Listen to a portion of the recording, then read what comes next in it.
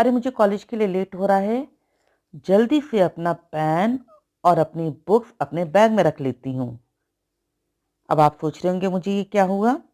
देखिए, जल्दी की वजह से मैंने अपना पूरा सेंटेंस एक्सप्लेन नहीं किया और एक साथ ही अपनी बातों को मर्ज कर दिया।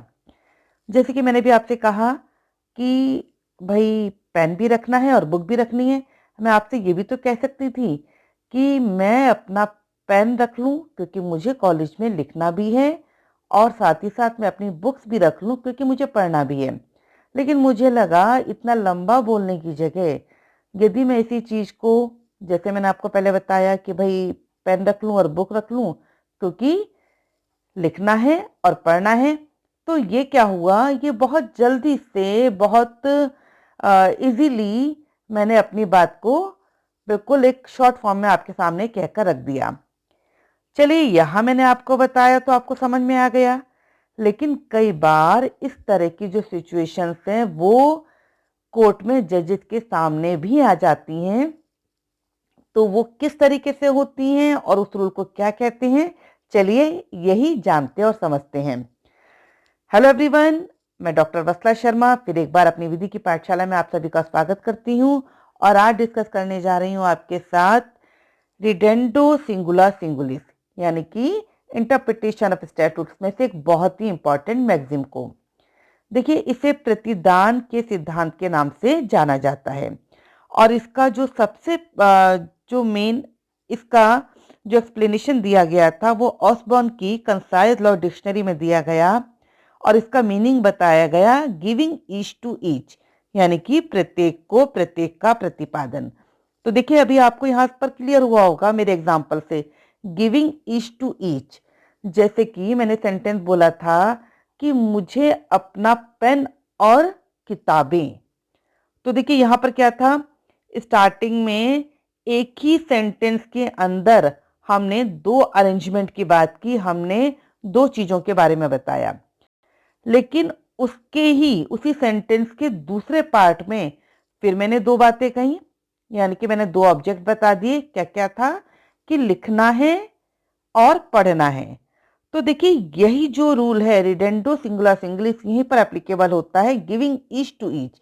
ईच टू ईच का मतलब कि पेन है तो जो बाद में जो ऑब्जेक्ट बताया गया था लिखना, और साथ ही साथ बुक है तो बुक का जो ऑब्जेक्ट बाद में बताया गया था पढ़ना। गिविंग ईच टू ईच यानी कि प्रत्येक को प्रत्येक का प्रतिपादन कर दिया गया। तो देखिए, इसका मतलब ये होता है कि जब किसी भी सेंटेंस में हम यहाँ पर कह सकते हैं कि किसी भी जो एक रिटन जो स्टेटमेंट है वहां पर यदि कोई वाक्य खंड इस तरीके से दिए गए हैं कि वहां पर दो व्यवस्थाएं की गई हैं, यानी कि वहां पर दो प्रोविजंस बताए गए हैं किसी एक सेंटेंस में, और बाद में यदि दो ही ऑब्जेक्ट भी बताए गए हैं, तो कहीं ना कहीं जो अप्रोप्रिएट सब्जेक्ट जिस ऑब्जेक्ट से मैच हो रहा होगा उसको उसी के रेफरेंस में ही समझना होगा।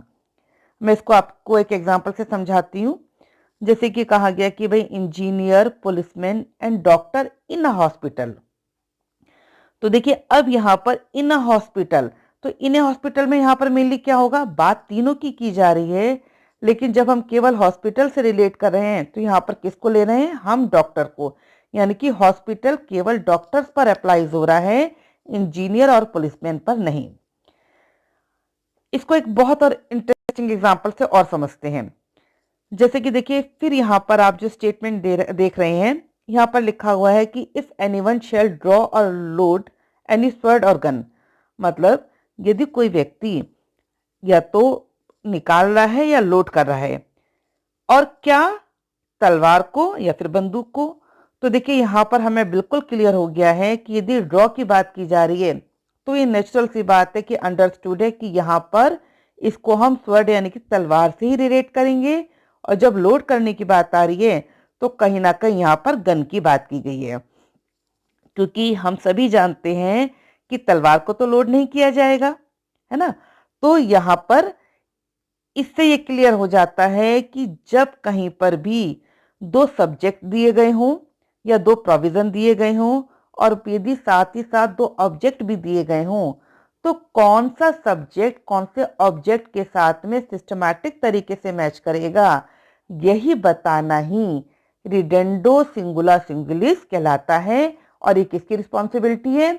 हम सभी जानते हैं इंटरप्रिटेशन करने की जिम्मेदारी जजेस की है, तो जजेस ही इसको एक्सप्लेन करते हैं।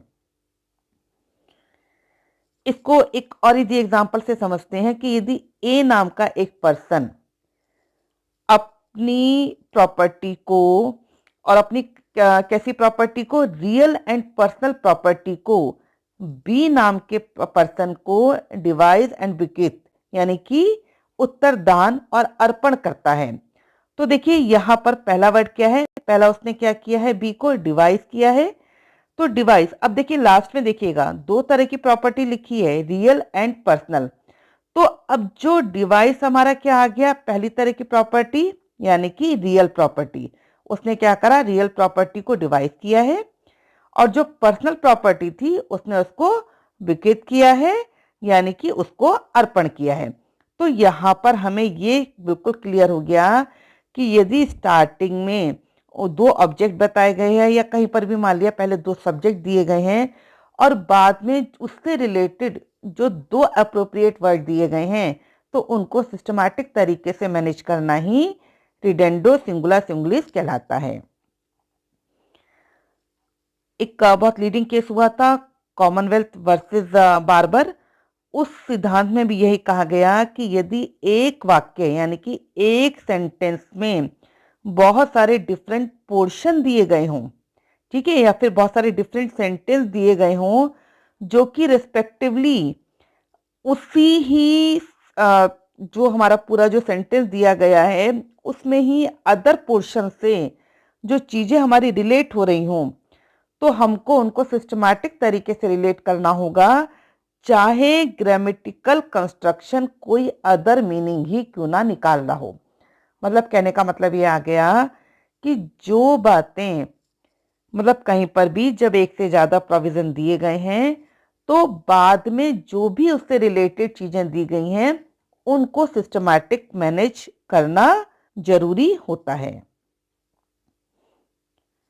तो देखिए यहां पर क्या है कि यहां पर ये कहा गया कि यदि इसमें मेनली क्या होता है, देखिए इसको हम और इजी लैंग्वेज में समझें कि जब किसी भी सेंटेंस में कुछ एंटीसीडेंट और कुछ कॉन्सिक्वेंट यानी कि कुछ बातें पहले दी गई हों, कुछ बातें बाद में दी गई हों, तब कहीं ना कहीं जो बातें पहले दी गई हैं उनको बाद में आने वाली बातों से सिस्टमैटिक तरीके से मैच करना ही रिडंडो सिंगुला सिंगुलिस कहलाता है।